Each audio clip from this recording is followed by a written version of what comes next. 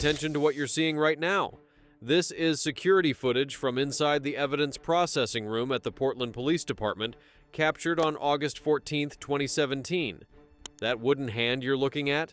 Notice those intricate crosshatch patterns carved into the fingers. See how the proportions are almost too perfect, too lifelike? The detective who first examined this piece couldn't stop staring at those details, because when the lab results came back, they revealed something that would crack open a case that had gone cold for over 3 decades. That wasn't just wood. Hidden in those carved lines were fragments of human bone. And this was just the first one they found. You know that feeling when you walk into a church and everything just feels sacred? The smell of old wood and incense, the way sound echoes off stone walls, the weight of all those prayers hanging in the air. For the congregation at Holy Trinity Cathedral in Portland, Oregon, that feeling was home. For over 120 years, families had baptized their babies there, buried their loved ones from there, found comfort in those pews during their darkest hours. Father Daniel Morrison was the kind of priest people actually liked, not in that fake Sunday smile way, but genuinely. He'd been at Holy Trinity since 2003, and in those 14 years, he'd become part of the community's DNA. The guy showed up at Little League games. He volunteered at the homeless shelter on his days off. When Mrs. Patterson's husband died, Father Morrison sat with her every Tuesday for 6 months, just talking. No agenda, no sermon, just being there. That's why when he vanished in October 2004, it didn't just shock the congregation. It shattered them. One day he was there leading evening mass, counseling a young couple about their marriage, planning the Christmas pageant. The next? Gone. His car was still in the rectory parking lot. His wallet, his phone, his glasses, everything he'd need to just walk away, all still in his room. It was like he'd been erased from existence mid-sentence. The Portland Police Department launched a massive investigation. They interviewed hundreds of people. They searched the cathedral top to bottom, scoured the surrounding neighborhoods, dragged the Willamette River. Nothing. No body, no witnesses, no leads. Just a priest-shaped hole in the community and a cold case file that got thicker and colder with each passing year. 13 years later, a maintenance worker named Carl Henderson would accidentally discover something that would change everything. Let me paint you a picture of Carl Henderson. He's 62 years old, been working maintenance at Holy Trinity Cathedral for almost 2 decades.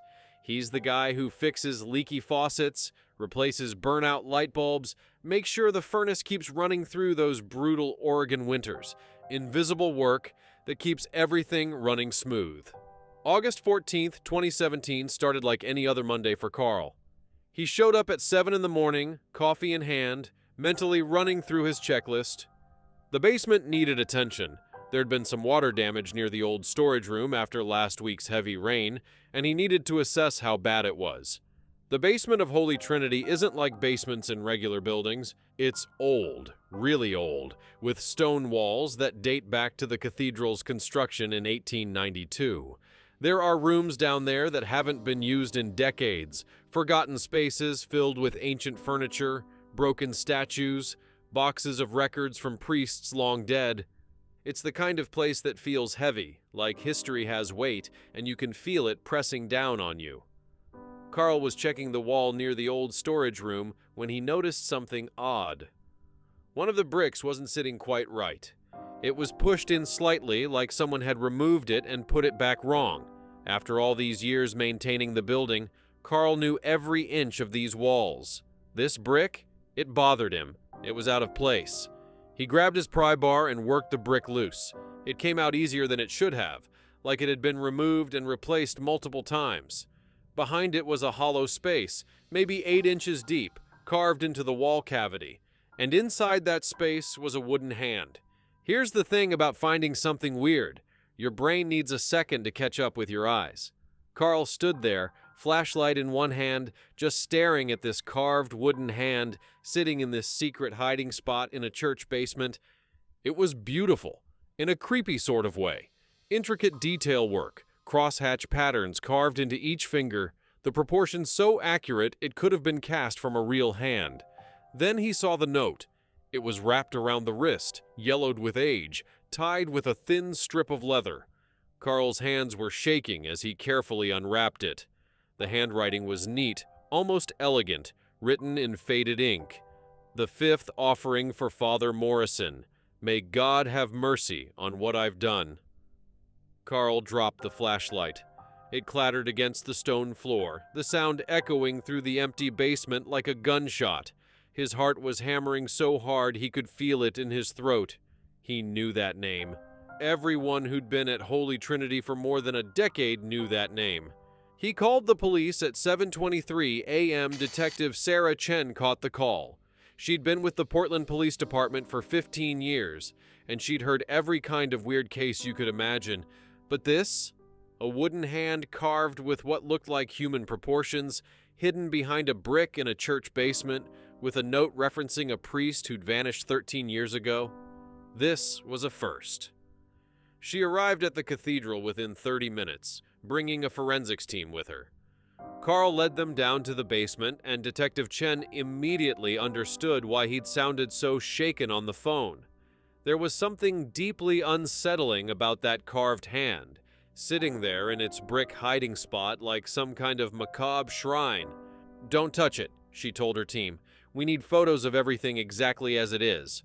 The crime scene photographer documented the scene from every angle: the brick cavity, the hand itself, the note, the surrounding wall.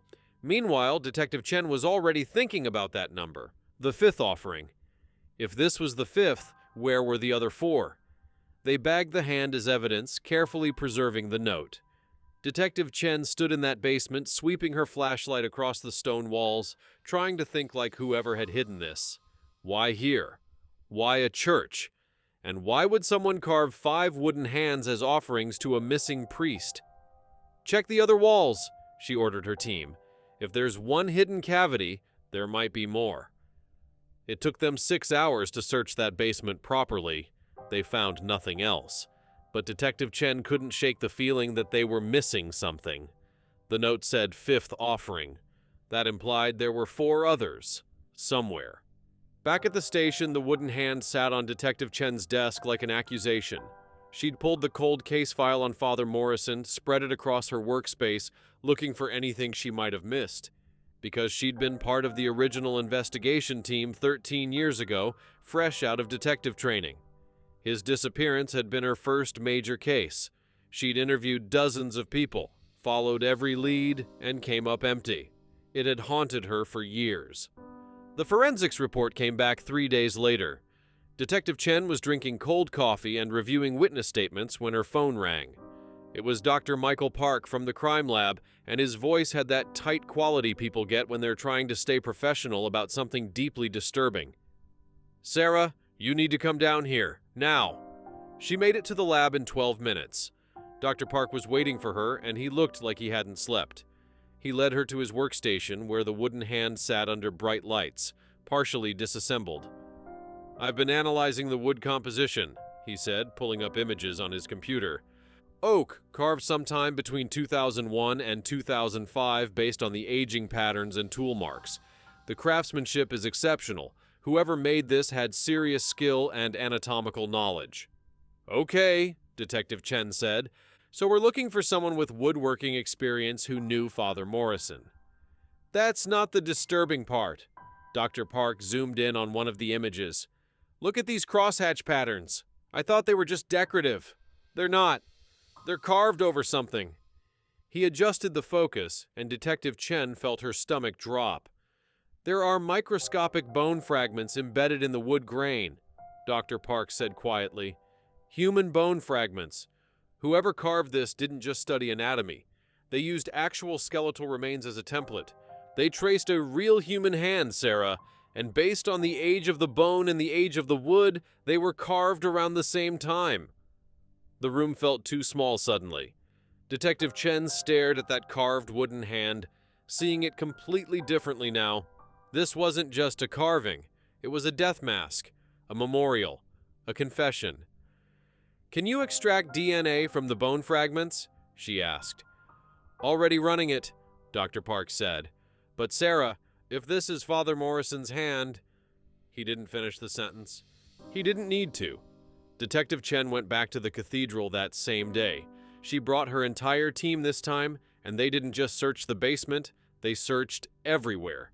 Behind every altar, inside every confessional, beneath every loose floorboard, above every ceiling tile. They were looking for 4 more wooden hands, and they were going to find them. The second one turned up behind a loose panel inside the confessional booth. Same intricate carving, same crosshatch patterns, same disturbing perfection. The note read, "The 4th offering for Father Morrison. Forgive me." The 3rd was discovered inside a hollow space beneath the altar in the side chapel where Father Morrison used to lead morning prayers. "The 3rd offering for Father Morrison. I am lost." The 4th came from behind a ventilation grate in the choir loft. "The 2nd offering for Father Morrison. My soul is damned." And the 1st, the original, they found tucked into a cavity behind the crucifix in Father Morrison's old office, which had been locked and unused since his disappearance. "The 1st offering for Father Morrison, so you may remain in God's house forever." 5 wooden hands, 5 offerings, 5 pieces of the same person, carved with bone fragments embedded in the wood, hidden throughout the cathedral like some kind of twisted scavenger hunt designed to last forever. The DNA results came back on August 29, 2017. All 5 hands contained bone fragments from the same person, and when they ran the DNA through the database, they got a match. Father Daniel Morrison. Detective Chen sat in her car in the police station parking lot staring at the DNA report. They'd just confirmed what she'd suspected but hadn't wanted to believe. Father Morrison hadn't disappeared. He'd been murdered, dismembered, and turned into art. Someone had killed him, cut off his hands, and spent years creating these elaborate wooden sculptures using his own bones as a guide. And then they'd hidden them throughout the church he'd loved. Who does that? What kind of person has that much patience, that much skill, that much twisted devotion? Detective Chen pulled out the old case file again. She'd been through it 100 times over the years, but now she was looking for something different. Not someone who wanted Father Morrison dead, someone who wanted to keep him close. She started reviewing the list of people who'd been interviewed after his disappearance. Family members, fellow clergy, parishioners, staff, hundreds of names. But as she read through the interviews, one name kept appearing in other people's statements. Eleanor Whitmore. Eleanor Whitmore was 78 years old in 2017, living in a senior care facility called Meadowbrook Gardens, about 15 miles from Holy Trinity Cathedral. She'd been a fixture at the church for decades. Daily mass, volunteer coordinator, the person everyone called when they needed something organized. After Father Morrison disappeared, she'd actually been one of the most helpful witnesses, providing detailed accounts of his schedule, his habits, who he'd met with in the weeks before he vanished. Too helpful, maybe. Detective Chen started reading Eleanor's original interview more carefully. The woman had remembered everything, every conversation. Person who'd spoken with Father Morrison that final week. At the time, they'd just thought she was observant. Now it felt different, like she'd been paying very close attention, like she'd been tracking him. Detective Chen dug deeper into Eleanor's background. Born in Seattle in 1939, moved to Portland in 1968 with her husband Richard. They joined Holy Trinity Cathedral in 1971. Richard died in 1999. No children. Eleanor had been a high school art teacher for 35 years, specializing in sculpture and woodworking. There it was, the connection. But Detective Chen needed more than a hunch and a background in woodworking. She needed evidence, and right now, all she had were 5 wooden hands and a gut feeling. She needed to approach this carefully. Eleanor was an elderly woman living in a care facility, and if Chen was wrong, she'd be accusing a harmless old lady of a brutal murder. She started with Eleanor's medical records, obtained through a warrant. The woman had been admitted to Meadowbrook Gardens in 2016 after a series of small strokes affected her mobility. Before that, she'd lived alone in a house on Elmwood Avenue, the same house she and Richard had bought in 1972. The house. If Eleanor had carved those hands, she would have needed a workspace, tools, privacy. Detective Chen got a warrant to search the Elmwood Avenue property. It had been sold when Eleanor moved to Meadowbrook, but the new owners had only moved in 6 months ago. Maybe they'd found something odd. Maybe Eleanor had left something behind. She showed up at the house on September 3rd, 2017, with a forensics team. The new owners, a young couple named the Johnsons, were confused but cooperative. They led Detective Chen and her team to the basement, and that's where they found the workshop. It was like stepping into a museum exhibit. Woodworking tools hung neatly on pegboards. A workbench sat against one wall, its surface scarred with decades of use. Shelves lined with pieces of wood in various stages of being carved. And on a separate table in the corner, covered with a sheet that was thick with dust, they found something that made Detective Chen's blood run cold. Molds. 5 hand-shaped molds, made from what looked like plaster. And next to them, a detailed anatomical sketch of human hands, with measurements and notes written in neat handwriting. Dr. Park examined them on site. "These are casting molds," he said. "You'd use these to create a precise template for carving, and based on the measurements..." He trailed off, comparing the molds to photos of the wooden hands they'd recovered. "These match, same proportions, same details." But here's what made it even more horrific. One of the molds still had organic residue in it. When Dr. Park swabbed it for testing, he found trace amounts of decomposed tissue. Someone had made these molds from an actual human hand, probably from multiple hands given the variations. They'd killed Father Morrison, cut off his hands, made plaster casts of them, and then spent years carving wooden replicas, embedding bone fragments into the wood like relics. Detective Chen felt sick. She'd seen a lot in her career, but this level of premeditation, this bizarre combination of violence and artistry, was unlike anything she'd encountered. They searched the rest of the workshop. They found Eleanor's old teaching supplies, her personal tools, boxes of sketches and design notes dating back decades, and then, in a locked drawer in the workbench, they found a journal. The journal was leather-bound, filled with neat handwriting that matched the notes on the anatomical sketch. It wasn't a confession exactly, but it was close. Entry after entry documenting Eleanor's feelings for Father Morrison, starting from when he first arrived at Holy Trinity in 2003. "He has the kindest eyes I've ever seen. When he speaks about God's love, I feel it in my soul. Father Morrison asked me to help organize the fall festival. We spent 3 hours together today planning. He laughed at my joke about the bake sale. His laugh is beautiful. I made him dinner tonight, told him it was for the parish appreciation event, but I made it special for him. He said it was delicious. I watched him eat every bite." The entries became more intense, more possessive.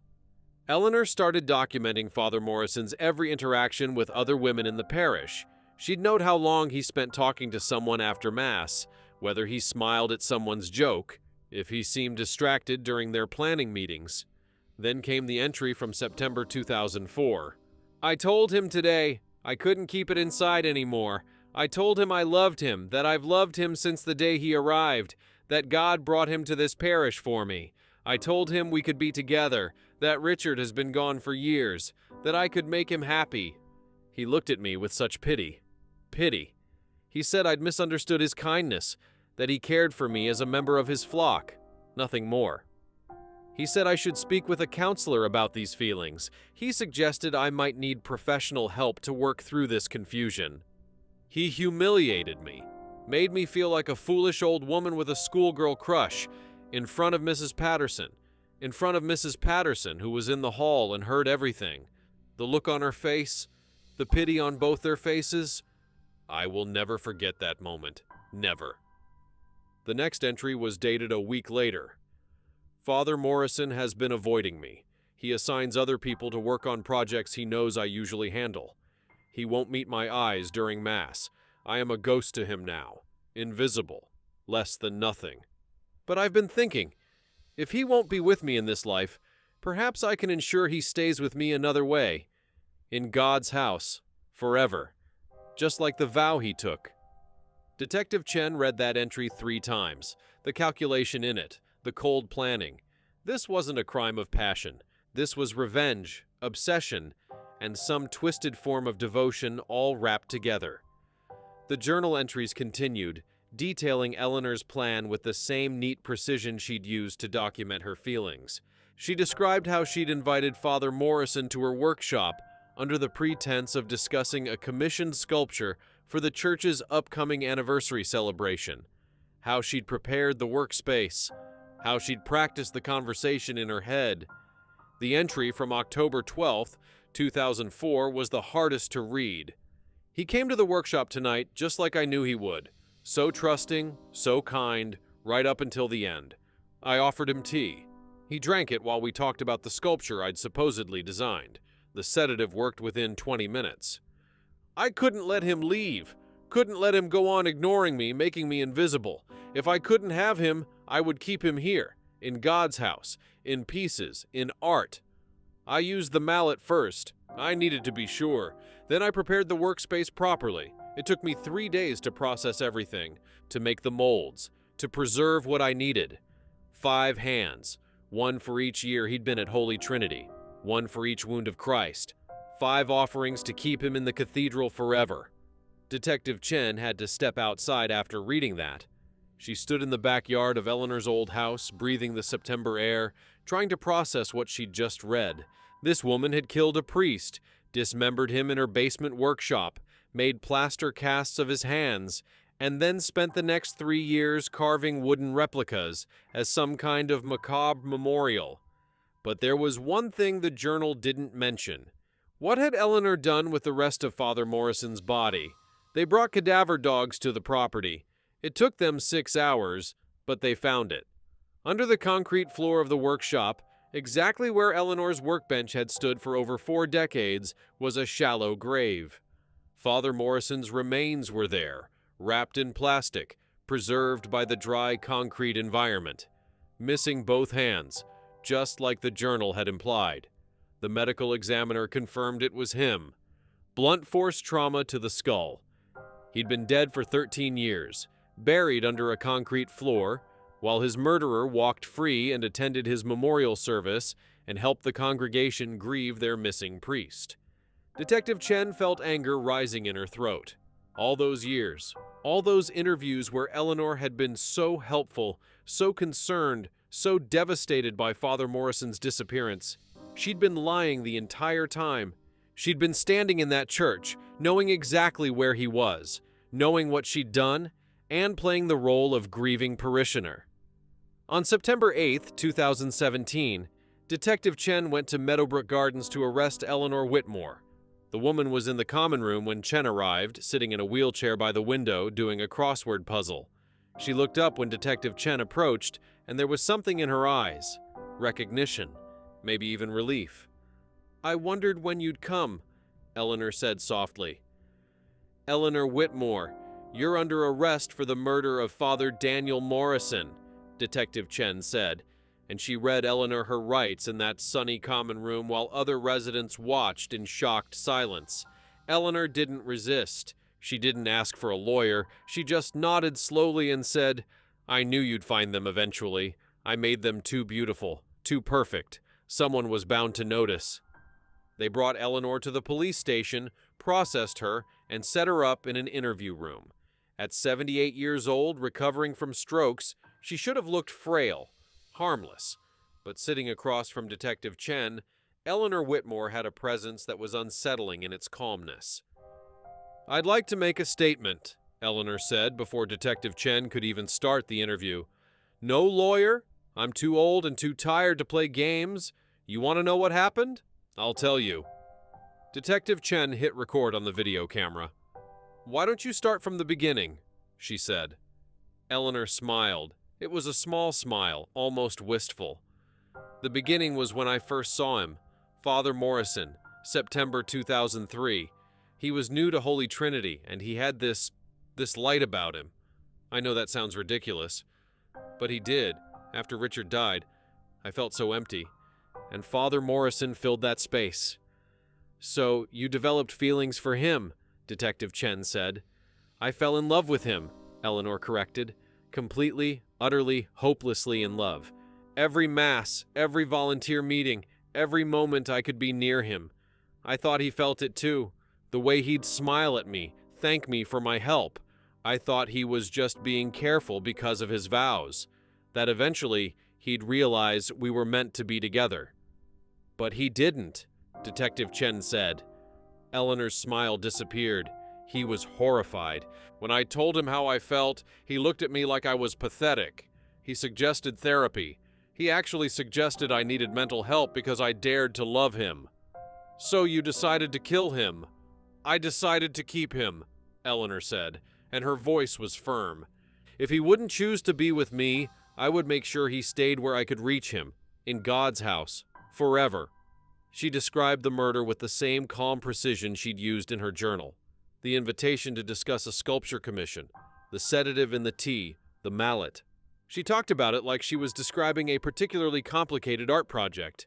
After it was done, I knew I needed to be smart about it, Eleanor continued. I had time, I had privacy, I had skills. I decided to create something beautiful from what was left.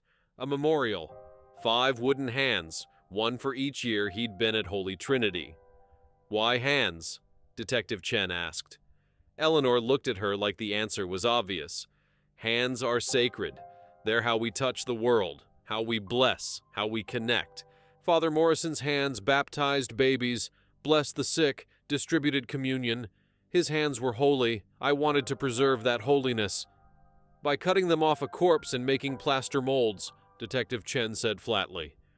By creating art that would last forever, Eleanor countered.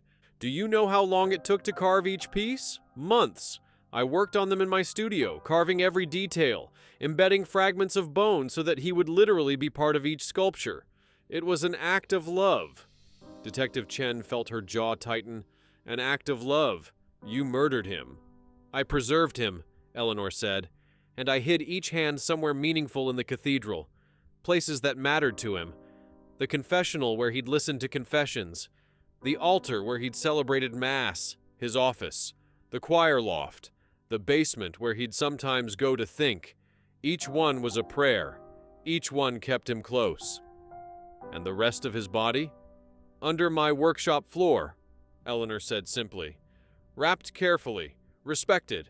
I visited him every day for 13 years. I'd stand on that floor and talk to him, tell him about my day, about the church, about how much I missed him. The confession was damning, detailed, and delivered with such eerie calm that everyone watching the video felt deeply unsettled. This wasn't someone who'd snapped in a moment of rage. This was someone who'd planned and executed a murder, disposed of the body, created elaborate memorials, and lived with it for 13 years without showing a single sign of guilt. But here's what haunted Detective Chen the most. During the original investigation in 2004, Eleanor had been interviewed 3 times. She'd been helpful, cooperative, devastated by Father Morrison's disappearance. She'd even organized a prayer vigil for him, stood in front of the congregation, and led them in, asking God to bring their beloved priest home safely, all while knowing he was buried under her workshop floor. Why hide the hands in the cathedral? Detective Chen asked. Why not keep them with you? Eleanor's expression softened. Because that's where he belonged, in God's house. I couldn't let him leave completely. The hands were my way of making sure part of him stayed there forever. I'd visit the cathedral and I'd know he was there, hidden but present, just like God. Did anyone ever suspect you? Why would they? Eleanor asked. I was a 70-year-old widow, a church volunteer, a retired art teacher. People see what they expect to see. They expected to see a grieving parishioner, so that's what they saw. She was right. She'd hidden in plain sight for 13 years, and she would have gotten away with it forever if that brick hadn't shifted, if Carl Henderson hadn't been curious, if that one wooden hand hadn't been found. Do you regret it? Detective Chen asked. Eleanor was quiet for a long moment. Then she said, I regret that he didn't love me back. I regret that he made me feel small and foolish. But the hands? The sculptures? No. They're beautiful. They're my best work. And now you've found them all. Now everyone will see what I created. There was pride in her voice. Actual pride. The interview lasted 4 hours. Eleanor confessed to everything, signed her statement, and seemed almost relieved to finally talk about what she'd done. When they took her back to her cell, she asked for her sketches from the workshop. She wanted to draw. Detective Chen sat in her office, watching the confession video again and again. This case would haunt her. It already did, because she'd interviewed Eleanor 13 years ago. She'd sat across from her, watched her cry about Father Morrison's disappearance, and never suspected a thing. But now they had the evidence. The workshop, the journal, the molds, the remains, the confession. They had everything they needed. The DNA evidence was particularly crucial. Remember those bone fragments embedded in the wooden hands? The ones Dr. Park had discovered during his initial analysis? In Act 3, when they searched Eleanor's workshop, they found detailed notes about how she'd carefully incorporated bone dust into the wood carving process. She'd ground down small fragments of Father Morrison's finger bones and mixed them with wood putty, then used that mixture to fill tiny imperfections in the carvings. It was her way of literally making him part of the art. Those bone fragments were what connected the wooden hands definitively to Father Morrison's remains. The DNA matched perfectly, and when combined with the journal entries, the workshop evidence, and Eleanor's confession, there was no question about her guilt. The forensic team also discovered something else in Eleanor's workshop that painted an even darker picture of her obsession. In a locked cabinet beneath her workbench, they found dozens of photographs of Father Morrison. Not just casual snapshots from church events, these were surveillance photos. Images of him walking to his car, sitting in the rectory garden, standing at his bedroom window. Eleanor had been stalking him for months before the murder, documenting his every move with a telephoto lens. There were journals too, older ones that predated the murder. Detective Chen spent hours reading through them, and what she found was chilling.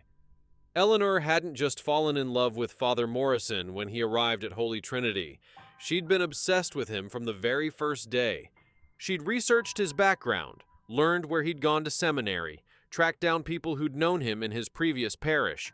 She'd created an entire file on him, like she was building a case or preparing for something. And maybe she was, because mixed in with the surveillance photos and research notes, Detective Chen found sketches. Dozens of sketches of hands.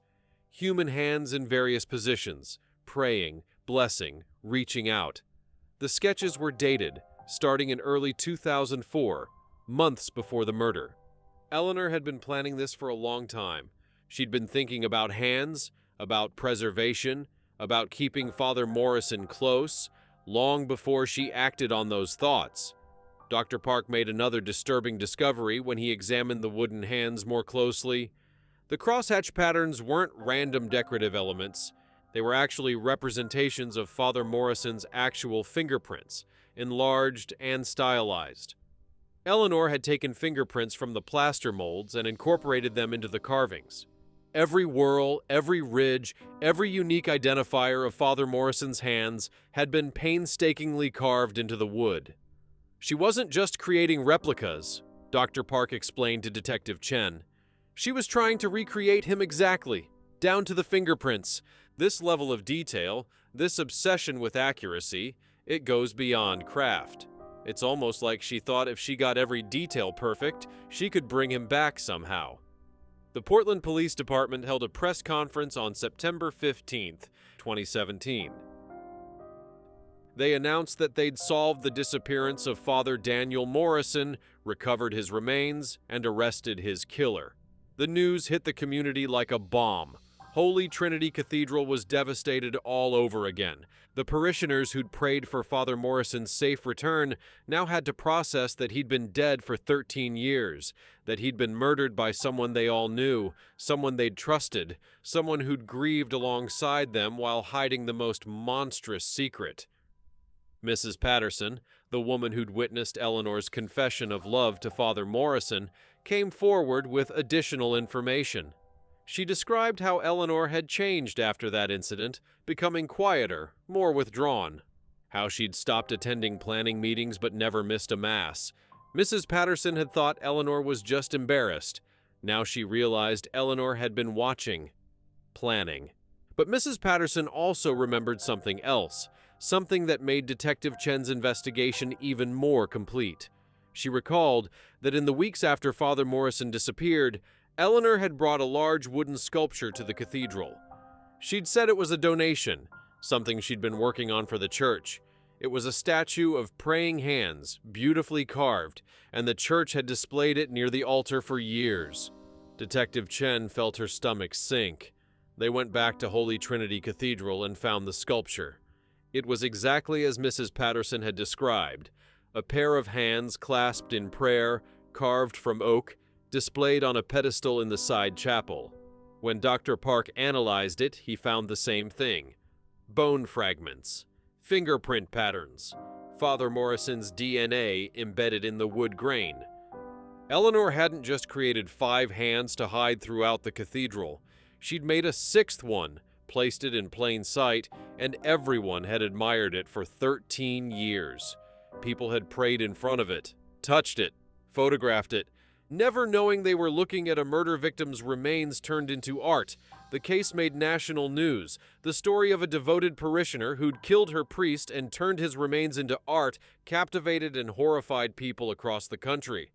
News outlets called it the Cathedral Killer Case. Some called Eleanor the sculptor of death. But what really got to people was the wooden hands themselves. When photos were released during the trial, people couldn't look away from them. The craftsmanship was undeniable. The detail work was museum quality. If you didn't know what they were, you'd think they were beautiful. That's what made it so disturbing. Eleanor Whitmore had turned murder and dismemberment into art, and she was proud of it. Psychological experts weighed in on the case, trying to explain Eleanor's mindset. Dr. Rebecca Torres, a forensic psychologist, testified during the trial about a condition called erotomania, a delusional disorder where someone believes another person is in love with them, despite clear evidence to the contrary. But Eleanor's case went beyond typical erotomania. She didn't just believe Father Morrison loved her. When he rejected her, she transformed her delusion into something darker. What makes this case unusual, Dr. Torres explained, is the level of planning and the artistic component. Most crimes of obsession are impulsive, chaotic. This was methodical. She spent years creating these sculptures, embedding his remains into the art, hiding them throughout the cathedral. It wasn't just about possession, it was about immortalization. She wanted to turn him into something permanent, something sacred. The defense tried to argue that Eleanor's age and medical conditions had affected her mental state, that she couldn't have been thinking clearly when she committed these acts. But the prosecution had too much evidence showing long-term planning, careful execution, and sustained deception over more than a decade. Assistant's grandchild, a woman named Claire Whitmore, came forward during the investigation with her own shocking revelation. She'd grown up visiting her grandmother's house, playing in that basement workshop while Eleanor carved and sculpted. Claire was now 32 years old, and she remembered being 12 years old, sometime around 2005, and seeing her grandmother working on what looked like wooden hands. I asked her what she was making, Claire testified, her voice shaking. She told me they were a special project for the church. She said they were prayers in wood form, that each one represented a different blessing. I thought it was beautiful. I used to sit and watch her carve them. The realization that she'd witnessed evidence of a murder as a child, that she'd been in that basement while Father Morrison's remains were buried beneath the floor, had traumatized Claire. She'd entered therapy immediately after learning the truth. I loved my grandmother, Claire said during her testimony. She was kind to me. She taught me to draw, to see beauty in things. And now I have to reconcile that person with what she did. How do you do that? How do you love someone who's capable of something so monstrous? It was a question a lot of people in the Holy Trinity community were asking themselves. Eleanor Whitmore's trial began on March 5, 2018. Her public defender tried to argue diminished capacity due to her age and medical conditions, but the prosecution had too much evidence. The journal entries showed clear premeditation. The workshop showed methodical planning. The confession showed a complete understanding of what she'd done. The trial lasted 3 weeks. The courtroom was packed every single day with members of the Holy Trinity congregation, reporters, and people who'd followed the case from around the country. The prosecution presented the wooden hands as evidence, displayed photographs of Eleanor's workshop, played her confession video. They brought in Dr. Park to explain the bone fragment analysis, Dr. Torres to discuss Eleanor's psychological state, and dozens of witnesses who'd known both Eleanor and Father Morrison. The defense tried to paint Eleanor as a lonely widow, whose grief and mental deterioration had led her to commit acts she wouldn't have been capable of in her right mind. They brought in their own experts who testified about the effects of aging on judgment and impulse control, about how isolation can warp perception. But nothing could explain away the journal entries, the years of planning, the calculated deception, the pride in her craftsmanship. Patricia Morrison, Father Daniel's sister, attended every day of the trial. She sat in the front row, often with tissues in her hand, watching as the details of her brother's murder and dismemberment were laid out for public consumption. On the day Eleanor took the stand, against her lawyer's advice, Patricia had to leave the courtroom when Eleanor began describing the carving process in loving detail. "She talked about my brother like he was a piece of wood," Patricia said later to reporters. "Not a person, not someone who had a family who loved him, just material for her art." The jury deliberated for less than 6 hours. On April 2, 2018, Eleanor Whitmore was found guilty of first-degree murder, desecration of human remains, and abuse of a corpse. The judge called it one of the most calculated and disturbing cases he'd seen in his 40 years on the bench. During sentencing, Father Morrison's sister, Patricia Morrison, gave a victim impact statement. She talked about her brother's kindness, his dedication to his faith, his love for his congregation. She talked about 13 years of not knowing what happened to him, of hoping he was alive somewhere, of the grief that never got closure. "Eleanor Whitmore didn't just kill my brother," Patricia said, her voice breaking. "She turned him into objects. She hid pieces of him around the church he loved like some kind of sick treasure hunt. She stole 13 years of answers from our family, and she felt no remorse. None. She stood in front of this court and talked about her art like she deserved praise for it, like my brother should be honored to be her canvas." Patricia paused, looking directly at Eleanor. "You said you loved him. You didn't love him. You couldn't have. Love doesn't do this. Love doesn't kill and dismember and hide. Love doesn't deceive and manipulate for over a decade. Whatever you felt, it wasn't love. It was possession. It was control. And you destroyed my brother because you couldn't have him." Eleanor sat through the statement with no expression on her face. When given the chance to speak, she declined. Eleanor Whitmore was convicted of first-degree murder, felony murder with premeditation, desecration of human remains, 6 counts, 1 for each wooden sculpture including the praying hands statue, abuse of a corpse, unlawful disposal, and concealment. The judge sentenced Eleanor Whitmore to life in prison without the possibility of parole. At 79 years old, it was effectively a death sentence. She would die behind bars. Eleanor showed no reaction to the sentence. As they led her out of the courtroom, someone from the gallery shouted, "How could you?" Eleanor stopped, turned, and said calmly, "I loved him. That's how." Those were the last public words Eleanor Whitmore ever spoke.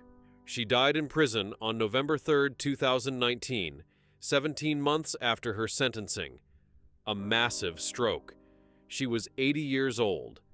Prison officials reported that she'd spent most of her time in prison sketching and drawing, creating art until the very end.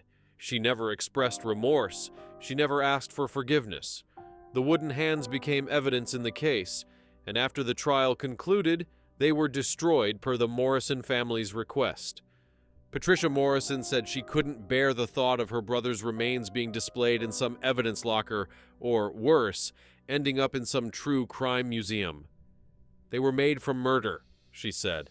"They don't deserve to exist. My brother deserves to rest in peace, not be gawked at by people fascinated by the macabre." The praying hands statue that had stood in Holy Trinity Cathedral for 13 years was also destroyed.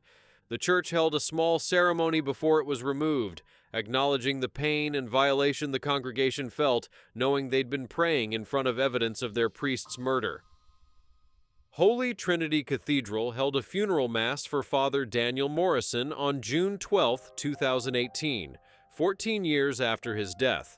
They buried his remains in the cathedral cemetery, and over 500 people attended. The current priest, Father James O'Connor, spoke about Father Morrison's legacy of kindness and service. Eleanor Whitmore tried to keep Father Morrison trapped in this church forever, Father O'Connor said during his eulogy, but she failed, because what she kept was just bones and wood. What we remember is the man, his compassion, his humor, his unwavering faith. That's what lives on in this community. Not her twisted tributes, but his authentic love. The Morrison family established the Father Daniel Morrison Memorial Scholarship Fund, which provides financial assistance to seminary students studying for the priesthood. It's their way of honoring his memory with something positive, something life-giving, instead of letting Eleanor's crimes define his legacy. Detective Sarah Chen retired from the Portland Police Department in 2020, but she said in interviews that the Eleanor Whitmore case never really left her. "I sat across from her in 2004, Chen said. "I looked her in the eye while she lied about being worried about Father Morrison. And I believed her. That haunts me. How someone can be that cold, that calculated, and hide it so completely." Chen has since become an advocate for better training in recognizing deceptive behavior during investigations, particularly from suspects who don't fit the typical profile. She speaks at law enforcement conferences about the Eleanor Whitmore case, using it as an example of how bias and assumptions can blind investigators to the truth. "We didn't suspect her because she was an elderly woman, a volunteer, someone's grandmother," Chen explained. "We have to remember that evil doesn't always look like what we expect. Sometimes it looks like someone you'd trust to watch your kids or bring you soup when you're sick." The basement of Holy Trinity Cathedral was renovated in 2019. They filled in all the old hiding spots, modernized the space, turned it into a community meeting area. The church wanted to reclaim that space from darkness. They painted the walls bright colors, installed new lighting, brought in comfortable furniture. They wanted it to feel welcoming, safe, nothing like the shadowy maze of secrets it had been. Carl Henderson, the maintenance worker who discovered the first wooden hand, struggled with the aftermath of the case. He'd found it harder and harder to work in the cathedral, knowing what had been hidden there for so many years. He eventually took a job at a different facility, needing distance from the memories. "I still have nightmares about it," Carl said in a local news interview. "I see that hand in the wall, and I wake up sweating. I did the right thing calling the police, I know that. But I wish I'd never found it. I wish I could unsee it." Today, if you visit Holy Trinity Cathedral, there's a small plaque near the altar dedicated to Father Daniel Morrison. It doesn't mention how he died. It just says, "In loving memory of Father Daniel Morrison, 1968 to 2004. A servant of God and friend to all, his light continues to shine." The congregation has slowly healed, though the scars remain. Some people left the church entirely, unable to worship in a place that had been violated so profoundly. Others stayed, determined to reclaim their sacred space from the darkness that had infected it. Father O'Connor instituted a new tradition. Every year on the anniversary of Father Morrison's funeral mass, the congregation holds a service of healing and remembrance. They talk about him, share memories, light candles. They acknowledge what happened while refusing to let it define their community. "We won't let Eleanor Whitmore's actions destroy what Father Morrison built," Father O'Connor said. "This church is still a place of love, of community, of faith.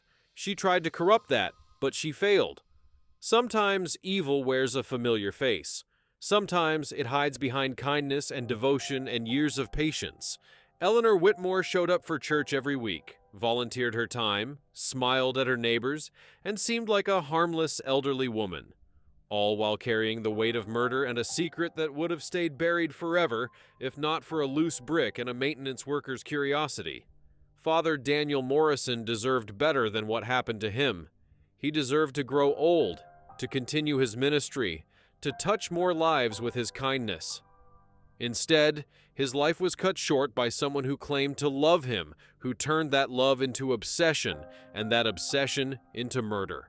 His family got answers finally, after 13 years of not knowing. They got to bury him properly. They got justice. But they'll never get back the years they lost, the hope that slowly turned to grief, the brother and uncle and friend who was taken from them. The case of Eleanor Whitmore and Father Daniel Morrison remains one of the most disturbing in Portland's history. It's a reminder that darkness can exist anywhere, even in places we consider sacred, that people we trust can harbor unimaginable secrets, and that sometimes the most dangerous obsession is the one that masquerades as devotion. May Father Daniel Morrison rest in eternal peace, finally free from the twisted devotion that tried to keep him trapped forever. And may we remember that even in the darkest crimes, there are people left behind who deserve our compassion, the families who grieve, the communities that heal, and the memories of lives that were stolen too soon.